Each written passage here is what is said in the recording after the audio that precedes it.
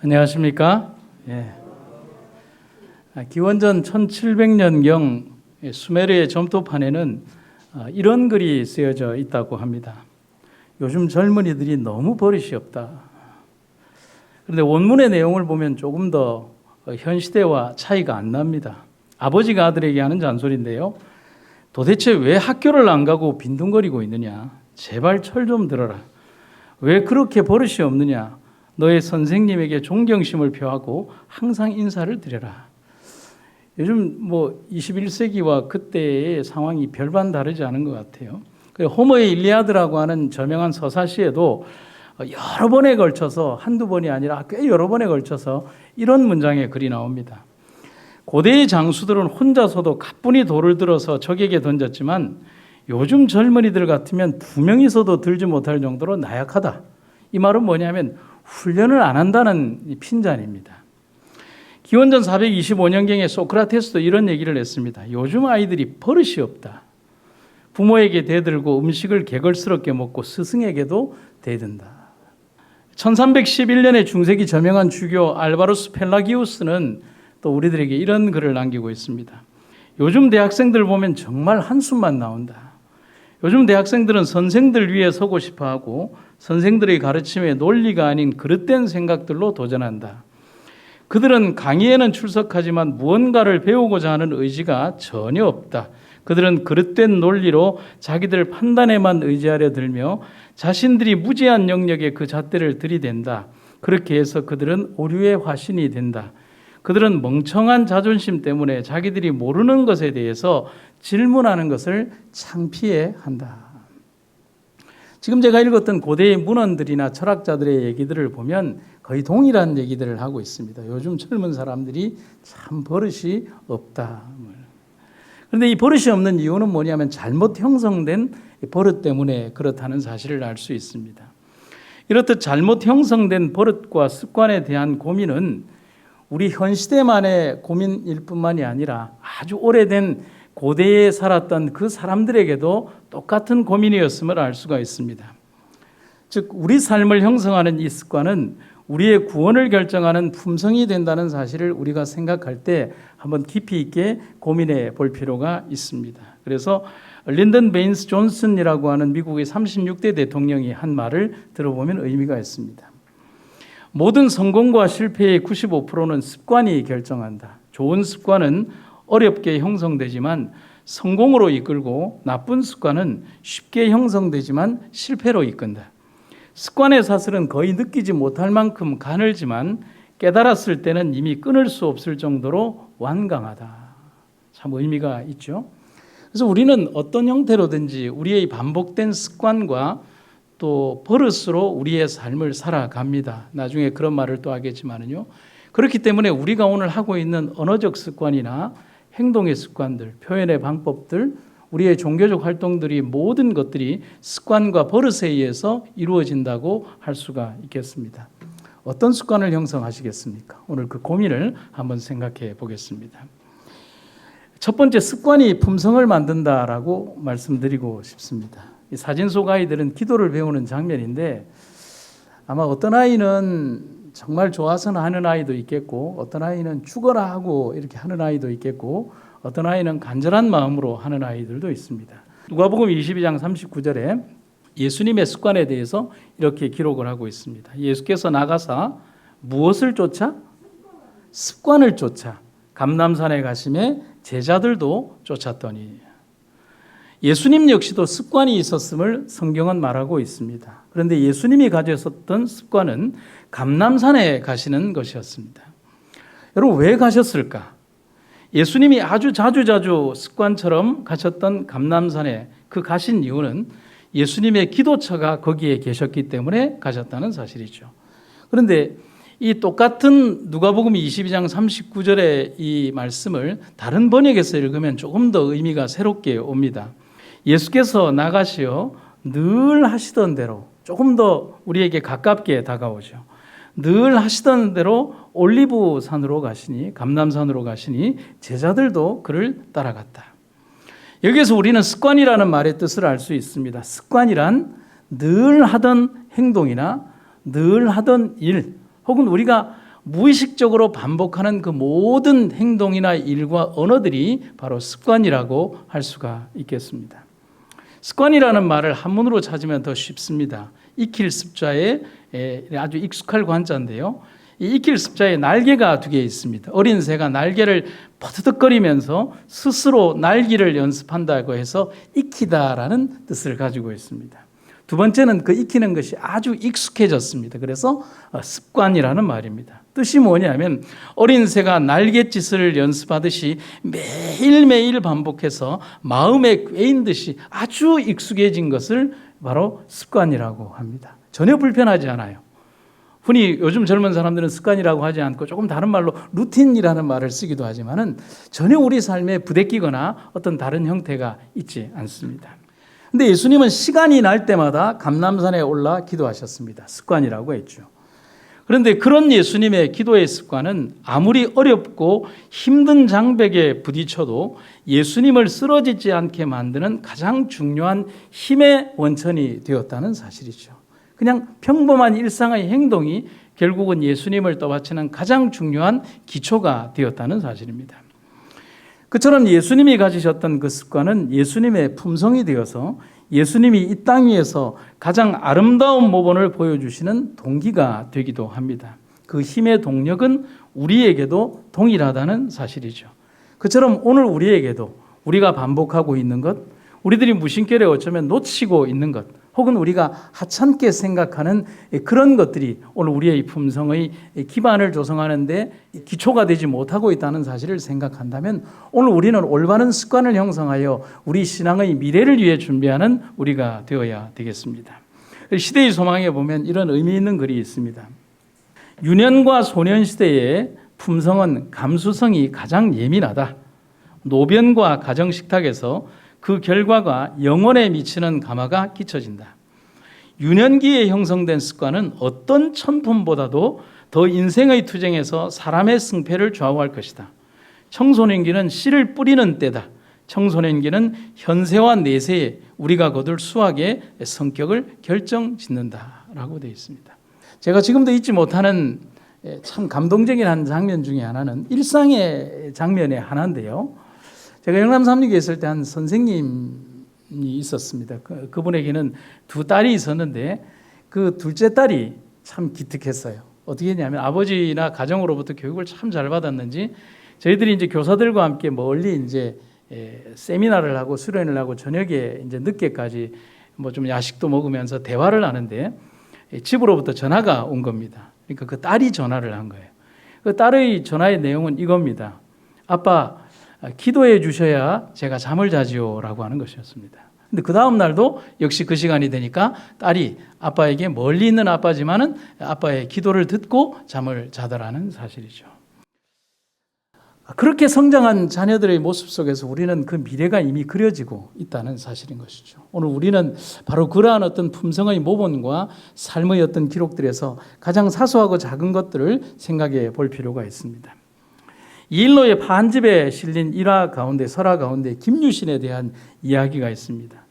김유신이 젊은 날 화류계의 명성이 자자했던 절세미인 천관이라는 여자가 운영하는 기생집에 자주 드나들었습니다. 혈기가 왕성하니까 미인을 보니까 얼마나 좋았겠습니까? 그래서 그 천관녀와 함께 사랑에 빠져서 세월이 가는 줄도 모르고 시간을 보내는데 어느 날 아버지가 보니까 이 아이가 화랑의 본분을 잊어버리고 주색에 탐닉하고 있는 겁니다. 아버지에게 불려가서 정말 인생 최대의 혼이 나고 난 다음에 정신이 번쩍 든 겁니다. 그래서 천관녀의 집을 끊고 이렇게 화랑일에 훈련에 매진을 하다가 어느 날 동료 화랑들과 함께 술이 거나하게 먹고 난 다음에 자기도 모르게 자기가 정말 아끼는 그 말 위에 턱 올라탔습니다. 근데 주인이 이끄는 것이 아니라 주인이 인사불성이 되어서 말 위에 떡 타고 나니까 이 말이 항상 훈련받던 대로 우리 주인이 술이 취했구나. 어디로 가야 할까? 집일까? 아니다. 천관녀의 집으로 가야 되겠다. 그래서 자동적으로 그 말이 어디로 갔을까요? 천관녀의 집으로 간 겁니다. 한동안 자리를 찾지 않던 김유신이 왔으니 천관녀가 얼마나 기뻤겠습니까? 버선이 이 걸음으로 뛰어나와서 김유신을 맞이하는데 그때 김유신이 술에서 번뜩 깬 겁니다. 그리고 자기가 지금 어디에 있는가를 보고 난 이후에 자기의 이 모습에 너무 부끄럽기도 하고 자기의 결심을 보여주기 위해서 괜히 말에게 이런 얘기를 합니다. 내 이놈! 감히 네가 주인의 뜻을 거스리면서 나를 이곳으로 이끌어왔구나 하면서 그렇게 아끼던 말의 목을 베어버리는 일이 이 일로의 반집에 나오는 것입니다. 여러분, 말이 억울하죠. 누가 그를 그렇게 훈련시켰습니까? 김유신이 그렇게 훈련시킨 거 아닙니까? 이미 반복된 주인의 행동에 따라 별다른 주문이 없으면 당연히 천관녀의 집으로 가는 것이라 판단한 말은 잘못이 없습니다. 그리고 갔죠. 그 결과로 김유신은 자기가 세상에서 가장 아끼는 명말을 잃어버리는 대가를 치러야 했다는 사실이죠. 여러분, 그렇듯 습관이란 이렇듯 어떻게 형성되는가에 따라서 전혀 다른 결과 혹은 나쁜 결과 혹은 정말 좋은 결실을 안겨다 주게 된다는 것입니다. 게으르거나 두 마음을 품고 봉사하는 자들을 본받지 말아라. 행동이 되풀이 되면 습관이 되고 습관은 품성을 형성한다. 끈기 있게 인생의 작은 의무들을 행하라. 여러분, 습관이 형성되는 데에는 크고 원대한 몇 개의 프로젝트를 실행을 하거나 눈에 보이는 화려한 것들을 실행하는 것이 아닙니다. 매일매일 반복되는 생활의 습관들, 우리가 눈을 뜨자마자 하는 일들, 그리고 매일의 작고 소소한 일들 속에서 반복되는 그러한 정말 평범한 일들이 오늘의 우리들의 품성과 삶을 형성하게 된다는 것이죠. 그래서 서양의 격언에 이런 말이 있습니다. 습관이 제2의 천성이다. 이 천성이라는 말은 뭐죠? 바로 그렇죠. 매일매일 반복되는 우리들의 본연적인 성격을 말하는 겁니다. 그래서 예수님의 이야기에서 습관에 관한 이야기는 또 한 번 등장을 하는데 일찍이 등장을 합니다. 누가복음 4장 16절에서 예수께서 그 자라나신 곳 나사렛에 이르사 안식일에 자기 뭐대로? 규례대로 회당에 들어갔다. 제가 이제 성경을 가르칠 때 규례라는 말을 초신자들에게 어떻게 가르치냐 하면 제 나름대로 이렇게 합니다. 우리 장예리나 성도님, 이제 성경을 처음 배운 분한테 어제 아침 드셨습니까? 뭐 화나셨어요? 예. 어제 아침 드셨어요? 예. 그저께 아침요? 예. 일주일 전에 아침은 먹었겠죠. 1년 전에 아침은 안 먹었을 거예요. 내일 아침 드실 거예요? 뭐 드실 거고. 예. 뭐냐면 우리의 행동 속에서 내가 내일 아침을 먹어야 될 것인가 말아야 될 것인가 이것이 고민이로다라고 하는 그런 철학적 고민을 하지 않습니다. 규례라고 하는 것은 매일 그냥 가는 거죠. 안식일이 되면 당연히 어떤 천하의 다른 일들보다도 그냥 양복을 입고 교회를 와야만 삶이 가장 편안해지는 이미 재림교인화되어 있는 우리들에게 있어서 이것은 규례라고 할 수 있는 거죠. 그래서 다른 번역본에 보면 이렇게 얘기할 수 있습니다. 평소의 습관처럼이라고 번역이 되어 있고요. 규례라는 말이. 현대인 번역에는 전에 하시던 대로, 그 다음에 다른 번역에는 늘 그렇게 하던 대로라고 번역이 되어 있습니다. 아주 쉽게 되어 있죠. 그런데 이 말을 통해서 보면 규례대로 예수님께서 성소에 들어가셨다 하는 이 말 속에서 예수님의 기도 습관이나 종교적 활동의 습관들이 얼마나 일상적이고 평범한 일이었냐를 보여준다는 사실이죠. 특별한 일이 아니라는 거예요. 특별한 경험이 아니라는 건 내가 오늘은 꼭 교회를 가야지라고 하는 이런 경험이 아니라 당연히 너무나 당연한 한 경험이 되고 있다는 사실이죠. 늘상 해오던 일의 반복, 그게 습관입니다. 오늘 저녁을 먹어야 할 것인가 내 삶의 고민이다. 어떻게 해야 할 것인가 나는 고민에 빠졌다. 이게 아니죠. 그냥 숟가락이 가는 대로 그냥 가다 보니까 내 입에 그냥 숟가락이 들어와 있는 것이 저녁 식사잖아요. 그처럼 예수님은 안식일에 예배당에 가는 것이 그냥 습관이었습니다. 성경을 읽으시고 기도를 하고 사람들에게 말씀을 강론하는 것이 습관이었습니다. 그러다 보니 예수님 옆에는 항상 예수님의 말씀을 듣기 위해 사람들이 모여들었고 예수님은 그들에게 수없이 많은 말들을 하시면서 강론을 하시면서 사람들과 함께 생애하셨다는 사실이죠. 그것은 예수님 자신에게 규례가 되었습니다. 그처럼 가장 거룩한 행동이 예수님의 삶이고 또 예수님의 반복된 행동이었으며 그분의 습관이고 버릇이고 품성이고 가르침이었으며 또 그 가르침 속에서 형성된 그분의 삶의 그 모든 궤적들은 당신이 십자가를 지실 때까지 그대로 이어졌고 오늘 우리들에게도 가르치는 삶이라는 것입니다. 그렇다면 오늘 우리는 무엇을 반복하고 계십니까? 무엇으로 규례를 만들고 있고 결국 어떤 것이 습관이 되었습니까? 교회 오는 것이 그렇게 대단한 일이 되셨습니까? 여러분들이 여기에 와서 하나님의 성전에 와서 여러분들의 얼굴 한번 보여주는 게 그렇게 대단한 권세이십니까? 여러분 이미 우리들의 삶에 그런 삶이 여러분들의 삶에 흔히 말하는 21세기 방식으로 루틴이 되었다면 회개하시기 바랍니다. 정말 바라기는 반복된 영적 활동이 우리의 영적 습관이 되고 영적 근육으로 자리 잡기를 간절히 바랍니다. 예수님께서 하나님의 아들이셨기에 그저 그분의 십자가가 당연히 가는 행동이었다고요? 아니요. 육신의 가장 연약함을 쓰셨던 예수님은 당신이 십자가를 지시기까지 당신의 삶을 매일매일의 행동과 평범한 일상의 삶을 통해서 십자가를 지시기 위한 매일의 평범한 삶을 일구어 가셨다는 사실이죠.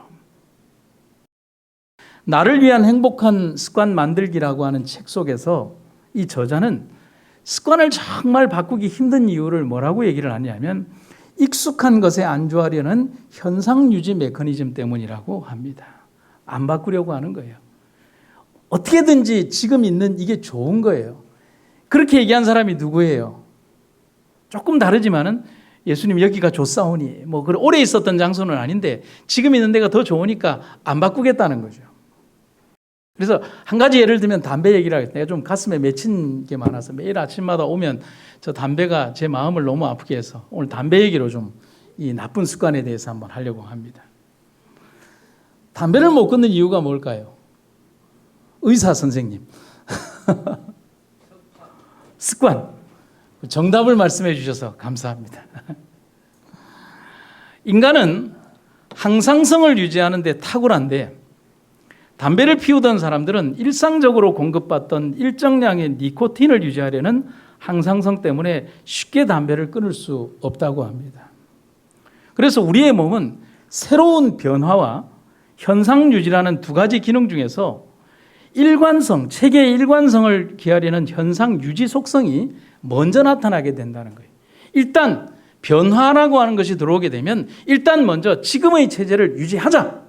담배를 피우고 있던 사람은 계속 니코틴을 유지하자라고 하는 나쁜 습관이든 좋은 습관이든 그것을 먼저 유지하려고 하는 현상 유지 속성 때문에 담배를 못 끊는다는 것이죠. 지금까지 축적되었던 사고방식이나 믿음이나 숙련도, 현재의 편안함 등과 같은 현재의 습관이 새로운 습관을 만드는데 회방꾼 노릇을 한다는 것입니다. 나쁜 것으로 바꾸는 데야 현상을 유지해야 되겠지만 좋은 것으로 우리를 길들여 가는 데에 우리의 나쁜 행동들은 정말 회방꾼이 된다는 사실을 기억하시기를 간절히 바랍니다. 집에서 예배 드리는 거 좋죠. 또 혹은 좀 뭔가 내 삶의 일부분과 예수님의 우리 삶의 일부분들이 궤적이 충돌할 때 예수님이 조금 양보해 주시면 내 삶이 편한 것 좋죠. 여러분, 그렇게 우리의 삶을 습관을 들이면 우리 삶의 모든 영적 표준은 전부 다 떨어지게 되어 있습니다. 결코 올라가지 않습니다. 그래서 서양의 물리적 법칙 중에서 보면 미니멈의 법칙이라고 있는데요. 그건 뭐냐면 질량의 최고조에 달해있는 물통이 있는데요. 그 물통에 여러 개의 이렇게 물통의 수위를 조절하는 이런 것들이 있는 것 중에서 제일 낮은 것의 질량의 두께가 그 높이를 결정한다는 사실이죠. 대문호 도스토옙스키는 이런 얘기를 합니다. 인간은 첫 반평생 동안 얻은 습관으로 나머지 반평생을 살아가는 존재다. 정말 맞는 말이에요.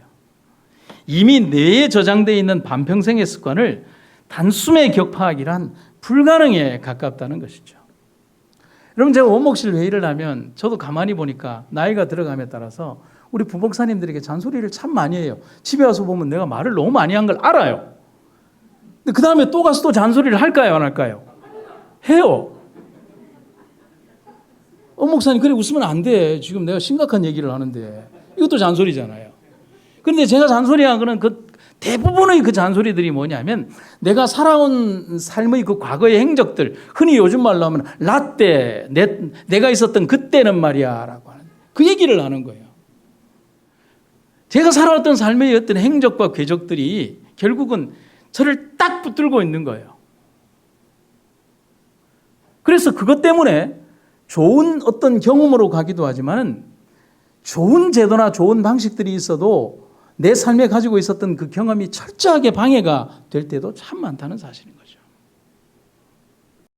영국 런던 대학교의 한 제인 위들이라고 하는 교수팀이 실험을 했는데 같은 행동을 얼마나 반복해야 생각이나 의지 없이도 그 행동에 대해서 자동적으로 반사하는지에 대한 실험을 했다고 합니다. 뭐 예를 들면 사람들이 잘 안 하는 거, 물 마시는 거, 그렇죠?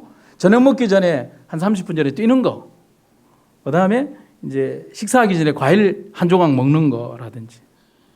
그런데 그들은 실험에 참가한 사람들이 이제 이러한 어떤 행동의 루틴들이 딱 자기 생활에서 그냥 자연스럽게 하는 날이 있는데 며칠을 반복했냐면 66일을 반복하니까 겨우 그렇게 되더라는 사실이죠. 참 이게 어렵다는 사실을 방증하는 겁니다. 66일은 한 가지를 반복해서 새로운 습관이 자동적으로 반응하고 행동으로 옮겨지는 최대의 시간을 말할까요? 최소의 시간을 말할까요? 최소의 시간을 말하는 겁니다. 그래서 이 글을 쓰신 그 박사는 얘기하기를 이 시간을 새로운 습관으로 바뀌는 임계 시간이라고 합니다. 너무 단어가 어려워서 사전을 찾아보니까 임계 시간이 뭐냐면 화학 반응이 일정한 비율로 유지되는 데 요구되는 최단시간을 말한다는 거예요. 가장 짧은 시간, 그 정도는 유지해 줘야 한다는 시간인 것이죠. 근데 이것과 비슷한 것이 뭐 1만 시간의 법칙 혹은 21일의 법칙이라고 하는데 또 다른 실험을 보면요. 새로운 습관을 가지려 하거나 안 좋은 습관을 내가 버리려고 한다면 원하는 습관을 반드시 며칠 동안 21일 동안 연속적으로 유지해야 한다고 합니다. 66일은 조금 느슨하게라고 한다면 21일은 아주 타이트하게 매일 습관적으로 계속 의도적으로 이것을 반복해야 한다는 거예요. 그런데 왜 21일인가? 이것을 맥스웰 몰츠라고 하는 미국의 성형외과 의사가 연구를 통해서 발견을 해냈어요. 이분이 뭐냐면 사고로 팔다리를 잃은 사람들 몇 명을 이렇게 치료를 해주다가 이 사람들이 잘린 팔과 다리에 심리적으로 내 팔과 다리가 잘려서 이것을 받아들이는 시간까지의 상황을 연구를 했어요. 여러분 생각을 해보십시오. 멀쩡한 내 팔이 잘렸는데 이걸 제가 현실적으로 받아들일까요? 얼마나 걸릴까요?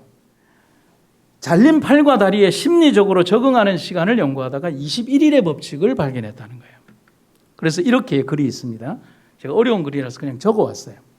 21일은 특정한 생각이 의심과 고정관념을 담당하는 대뇌 피질과 두려움, 불안을 담당하는 대뇌 변연계를 거쳐서 습관을 관장하는 뇌간까지 가는 데 걸리는 최소한의 시간을 말한다. 그래서 21일이다. 여러분, 제가 어려운 얘기를 했지만 결국 66일이든 21일이든 1만 시간의 법칙이든 다 공통점은 습관이란 그런 반복의 과정이 없이는 형성되지 않는다는 것이죠. 제가 언제 한번 말씀드렸죠. 어린아이가 태어나서 최초의 단어를 습득하는데 몇 번의 반복이 있어야 된다고요? 아동심리학에서는, 아동교육학에서는 그렇게 얘기를 해요. 아이가 한 단어를 최소한 3,000번은 반복을 해야 그 단어를 자기의 단어로 안다는 거예요. 그래서 아이가 제일 먼저 말하는 단어가 엄마, 아빠, 맘마 뭐 이런 단어인 것은 그것을 수천 번 반복하면서 자기의 이 입이 딱 띄울 때 자기의 뇌 속에 그냥 그저 각인되어 있는 그 단어가 튀어나온다는 사실이죠. 이제 우리로 한번 돌아가 보죠. 그렇다면 우리는 앞으로 어떤 습관을 가지고 살아가야 하겠습니까? 여러분, 저는 신앙 안에서 한 40년 이상을 살아오고 목사로서 30몇 년을 살아오면서 제 자신이 참 나쁜 습관을 가지고 있는 것도 보고요. 그리고 우리들의 성도들도 참 버려야 될 그 습관들을 끝까지 가지고서 이 교회 안에서 교회를 아프게 하는 모습들도 참 많이 보고 옵니다. 그래서 제가 여러분들에게 이런 말씀을 드립니다. 영적 삶도 습관입니다. 거룩한 습관은 많은 반복과 노력에 의해서 내 몸에 자리 잡고 인격이 되고 품성으로 형성이 됩니다. 여러분 절대로 하루 이틀 노력했다고 그것을 노력 다 했다고 말하면 안 됩니다. 끊임없는 반복이 있어야 되는 거죠. 제가 그림을 하나 보여드릴 텐데요. 무엇을 느끼십니까? 뭔가 느끼는 게 있으시죠? 악한 영향력은 끊임없이 우리를 과거의 나로 도로 끌어당깁니다. 그래서 가만히 놔두면 어떤 노력도 행하지 않으면, 그러니까 내가 변화하겠다는 노력의 추진력에 그 영적 힘을 들이지 않으면 자연스럽게 옛날의 나로 회귀될 수밖에 없다는 사실이죠. 그래서 좋은 습관이 나를 지배하도록 예수님처럼 규례와 습관대로 몸과 마음이 거룩한 곳을 향해 매일매일 움직이는 그런 사람들이 되기를 간절히 바랍니다. 그래서 바울이 뭐라고 그랬어요? 내 몸을 쳐서 복종케 한다. 왜냐하면 내가 날마다 죽는다는 표현이 왜 나왔겠어요? 왜냐하면 수시로 순간마다 매일마다 자고 일어나면 옛날의 내 모습이 그대로 드러나는 거죠.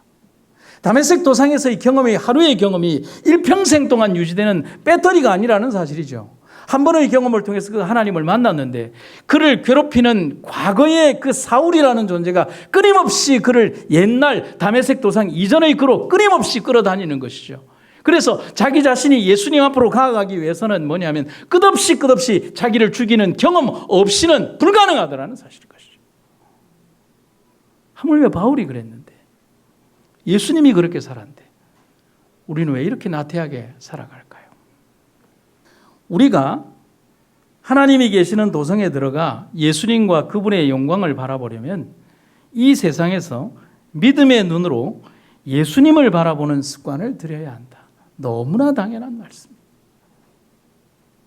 그리스도의 말씀과 품성이 자주 우리의 생각과 이야기의 주제가 되어야 하며 매일 일정한 시간을 특별히 이 거룩한 제목들을 경건하게 명상하는 일에 바쳐야 한다. 목사의 항변이라는 주제로 제가 지금 이 시간 잠깐 말씀드리면 여러분 제가 여기에서 7년을 봉직하고 있습니다. 몇 편의 설교를 했을까요? 유튜브에 올라와 있는 설교만 해도 중복된 설교를 다 합쳐서라도 800편이 넘어 올라가 있습니다. 제가 무슨 내용의 설교를 했을까요?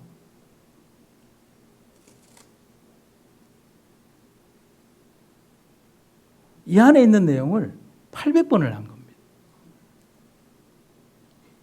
주제가 뭐죠? 예수님입니다. 예수님을 닮자는 것입니다.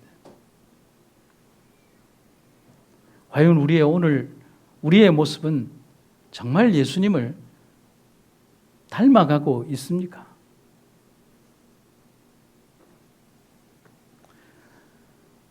예전에 우리를 충격에 빠뜨렸던 사진이 있습니다. 누구의 발인지 아시죠?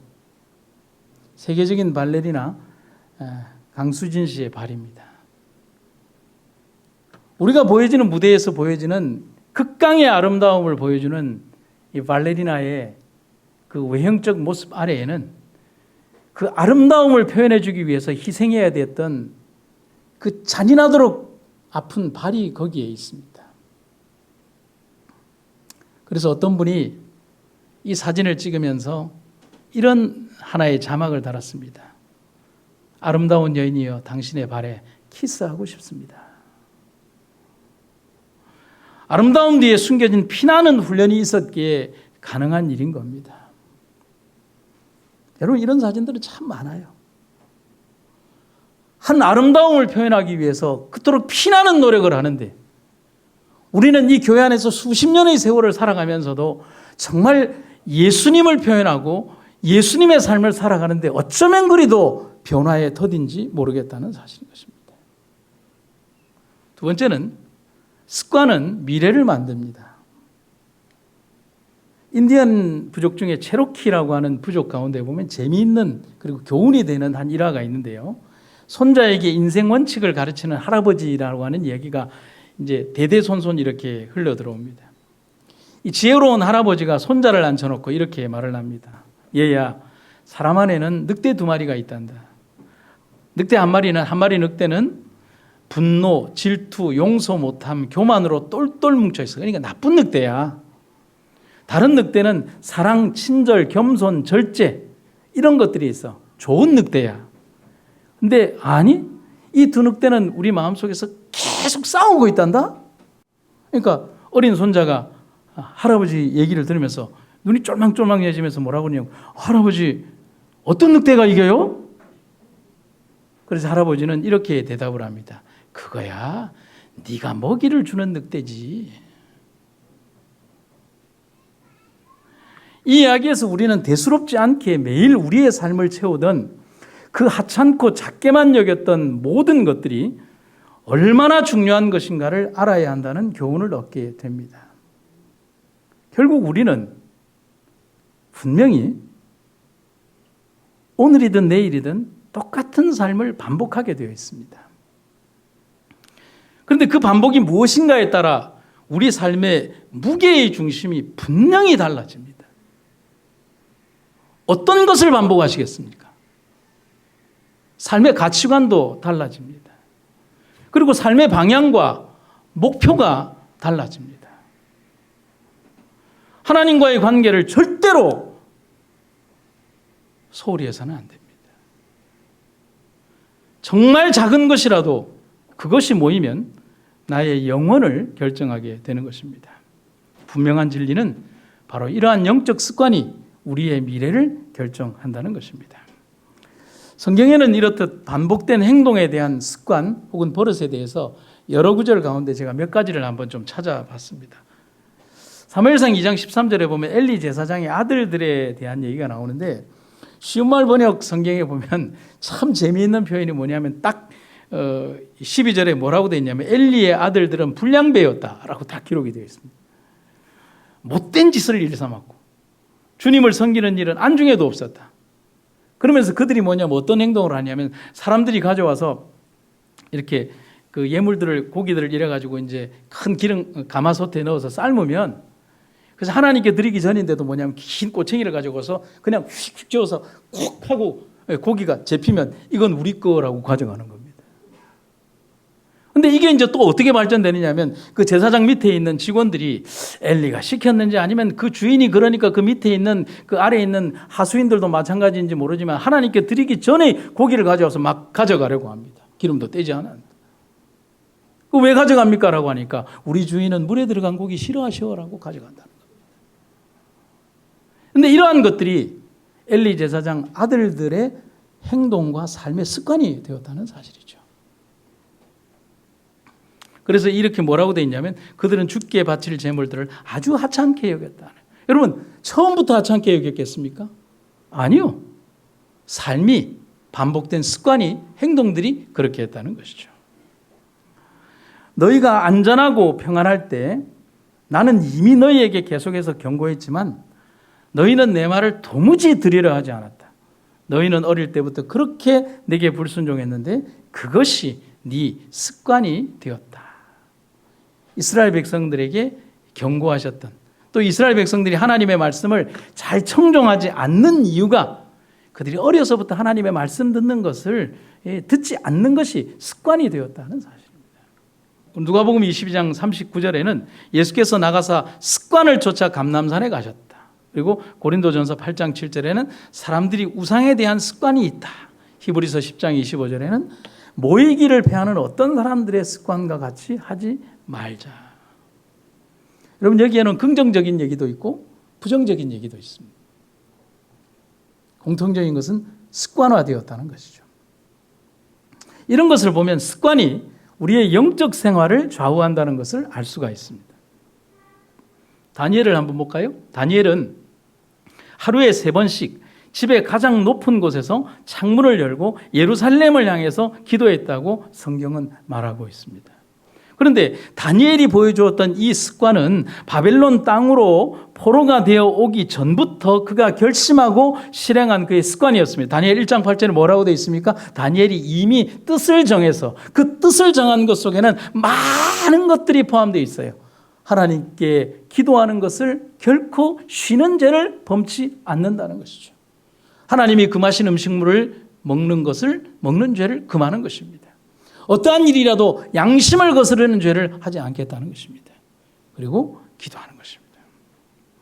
원칙과 결심에 따라 70년이라는 세월을 이방 땅 바벨론에서 살면서도 포로의 몸으로 두 왕위로 이어지는 제상이 아니라 두 개의 제국을 넘나드는 제상으로 등극하는 영예로운 사람이 되었습니다. 역사에 없습니다. 그가 가진 아름다운 습관과 그 실천이 평범한 다니엘을 위대한 다니엘로 만들어 주었다는 사실인 것입니다. 그래서 습관이란 처음에는 거미줄처럼 가볍지만 머지않아 밧줄처럼 튼튼해진다라고 누군가 말을 했습니다. 여러분 이런 그림 보신 적 있나요? 아마 보신 적이 있을 것입니다. 코끼리의 발에 채워져 있는 쇠줄. 여러분 한번 생각해 보십시오. 3톤에서 5톤이 나가는 코끼리가 저 쇠사슬을 못 끊을 것 같습니까? 여러분 3톤의 힘으로 저걸 차면요. 저 줄이 끊어지든지 저 줄을 붙들고 있는 나무가 뽑히든지 하게 되어 있습니다. 밀림에서 만나는 짐승 가운데 가장 무서운 짐승들이 몇 마리가 있는데 코끼리, 코뿔소 뭐 이런 종류입니다. 힘이 톤 단위로 다가오거든요. 그런데 서커스장의 코끼리는 말뚝과 연결된 쇠사슬에 묶여 있습니다. 그런데 사실 말뚝은 조금 전에 말씀드린 것처럼 코끼리의 힘으로 충분히 뽑아낼 수 있습니다. 그런데 코끼리가 시도조차 하지 않습니다. 그건 코끼리가 아주 어린 시절 아주 힘이 약했을 때 뽑아버려야 했지만 끄떡하지 않았던 것을 기억하고 있기 때문인 것입니다. 아주 센 나무에 코끼리를 묶어놓고 네가 도망갈 수 없다는 것을 끊임없이 주입시키고 그것을 삶에 습관화시켜 버리는 것입니다. 그래서 힘이 센 어른 코끼리가 되어서도 여전히 뽑히지 않을 것이라고 시도조차 하지 않는 것을 말합니다. 그래서 이것이 하나의 신드롬이 있는데요. 코끼리 사슬 증후군이라고 하는 것입니다. 실제 있는 그 증후군입니다. 그래서 실제 서커스장에 있는 코끼리들은 이 신드롬에 걸려있는 코끼리들은요. 실제로 그들을 채우는 쇠줄이 없어도 도망갈 생각을 하지 않습니다. 이미 그들은 이것에 지배를 받고 있는 것이죠. 너무 오래된 환경의 지배를 받고 있는 것입니다. 여러분 나쁜 습관인 줄 알면서도 막상 고치려 들면 쉽게 고쳐지지 않거나 절대 못 고칩니다.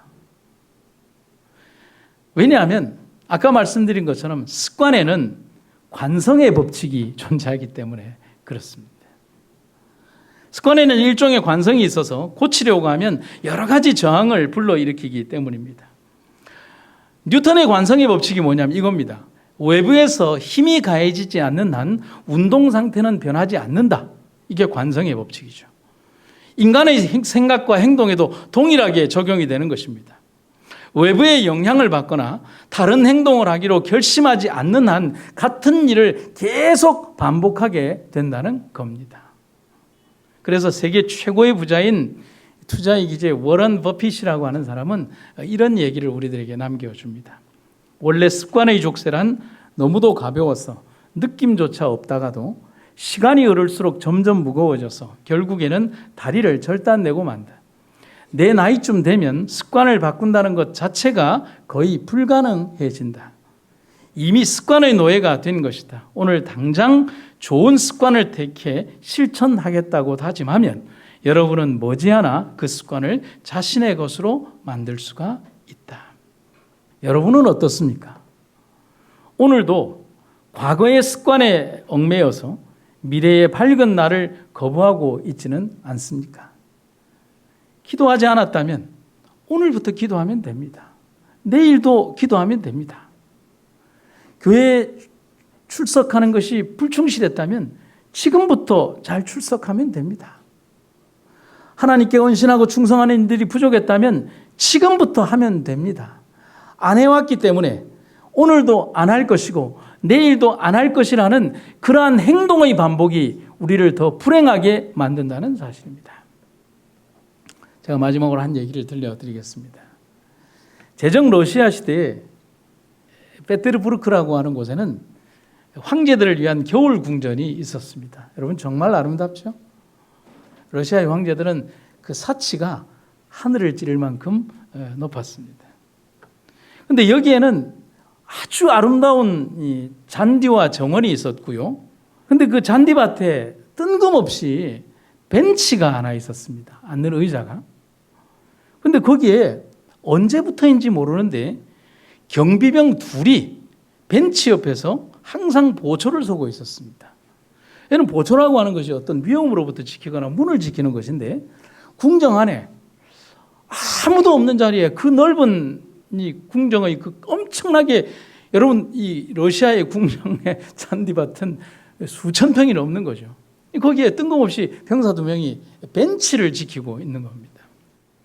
어느 날 장교 한 명이 페테르부르크 이 궁정으로 발령을 받고 와서 궁정 시내를 이렇게 쭉 보다가 보니까 다 이해를 하는데 이해 안 되는 장면이 이것이었던 거죠.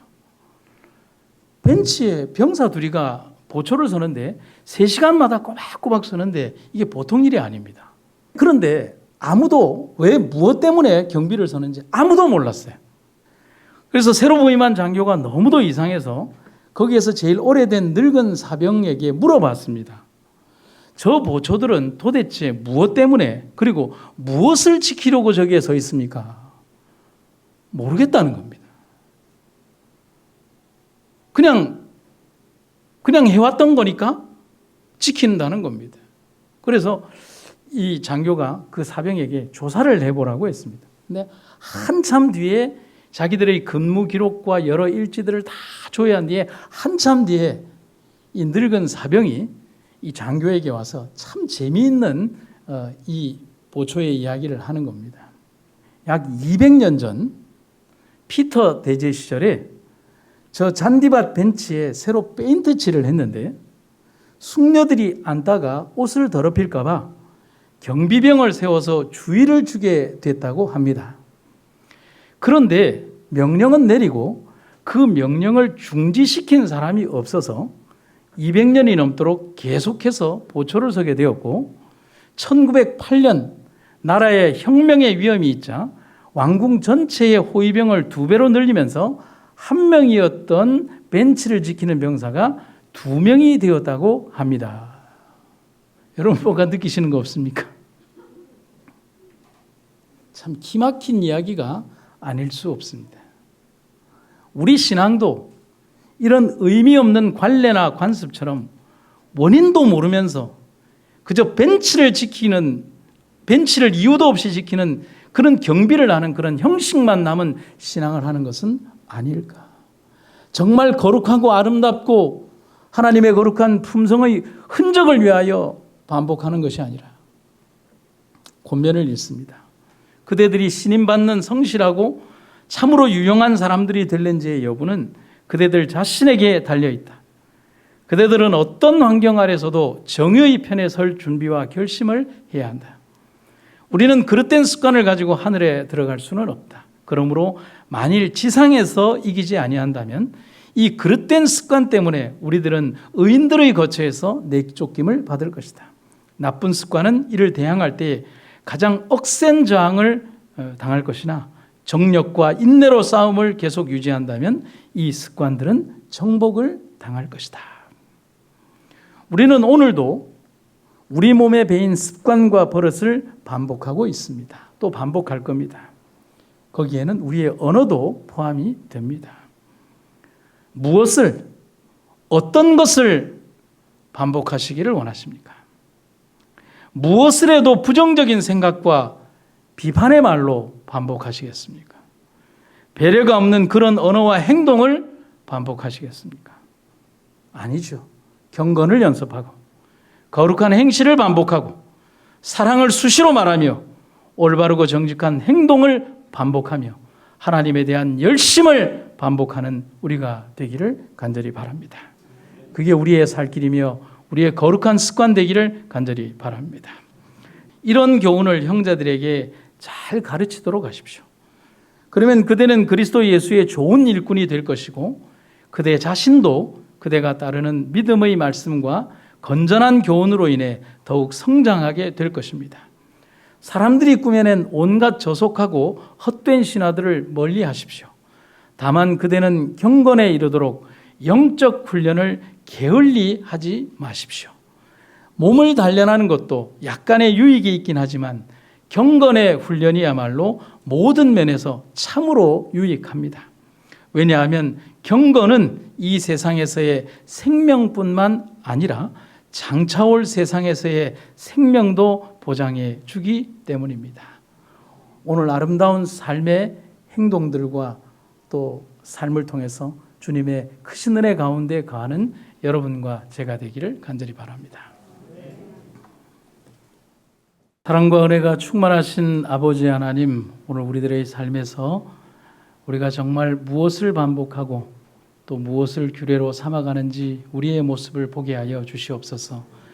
우리의 가장 많은 시간이 어디에 소비되고 있는지, 우리가 눈을 떠서 무엇을 하는지, 우리가 잠들기 전에 어떤 생각을 하는지, 우리 일상의 모든 일들 가운데에서 얼마나 많은 것들을 좋아하고 살아가는지, 무엇을 목적으로 살아가는지, 무엇이 우리 삶의 목표가 되고 있는지 알게 하여 주시옵소서. 내게 주어진 삶의 시간은 제한이 되어 있는데 우리는 영원을 위하여 준비하기보다는 이 땅의 짧은 삶을 위하여 고민하고 있는 것은 아닌지, 하나님이여 오늘 우리를 일깨워 주시고 하늘을 향한 준비를 하게 하여 주시옵소서. 우리의 입술을 통하여 어려움과 고난을 당하는 사람들에게 힘과 용기를 주게 하시고 우리의 생애와 삶을 통해서 우리들의 모습이 그들에게 희망과 용기를 주는 삶을 반복하게 하여 주시옵소서. 언젠가 주님 이 땅에 오실 때 우리에게 잘하였도다 착하고 충성된 종아, 네가 작은 것에 충성하였기에 내가 너를 기억하노라고 하는 그 말을 듣는 우리들이 되게 하여 주시옵소서.